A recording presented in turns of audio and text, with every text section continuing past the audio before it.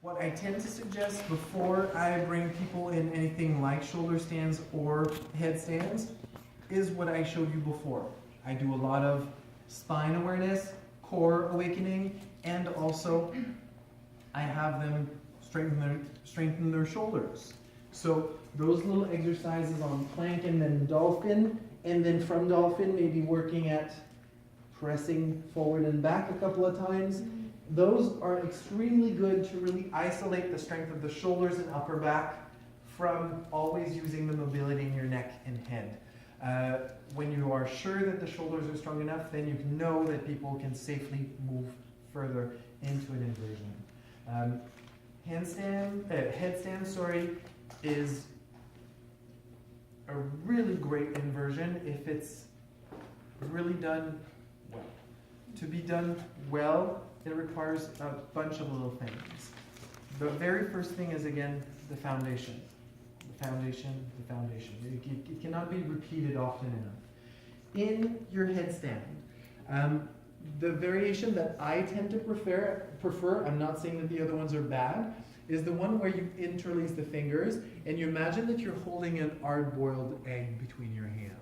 So you don't want to squeeze the hands all the way. You keep just that little bit of space so that your forearms and wrists stay in a really nice line. If you tend to overly squeeze and do this with your wrist, you tend to lose a lot of the strength. So very neutral alignment, pinky finger that's underneath coils under. So here you see there's very little space between my forearms. That's because when I start, I do not want to have all the weight on my head. I want my head to be framed by my forearms, and as it gets there, I take the time to feel the very top of my head. So here, if I open my eyes, I see the horizon directly at the center of the picture that I'm seeing. If I see too much of the ceiling, I'm way too much with a tucked chin. If I just see the floor, my chin's too high up. Finding the top of the skull is going to be challenging for the person that's going to be in a headstand for the first time. They will tend to tuck the chin too much or untuck too much. And one way or another, it means that the weight is not passing cleanly through the atlas and the axis, the first two vertebrae. Atlas, remember, that very small disc of bone, quite fragile, does not have a disc to absorb shocks. So very important that it's very well aligned. So when you start putting a little bit of weight into the headstand, one thing that you'll start seeing is as soon as you put weight, a lot of people will start doing this. The turtle neck. Shoulders back, neck is long. And so when you start walking forward, as soon as the weight starts tipping, that's when people want to collapse. Press to lengthen, and maybe there's a lift. So here that lift may come from coming into a little ball, or may come from pressing. I tend to never suggest to jump. Again, I think it's self-explanatory.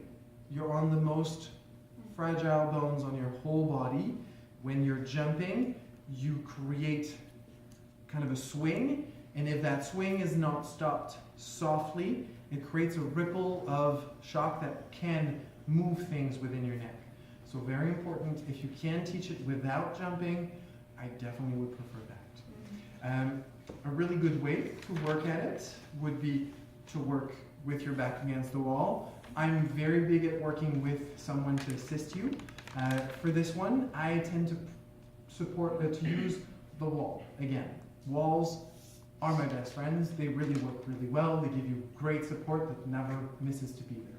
So for the headstand, the variation I would like us to maybe try to attempt would simply be to go with the wall.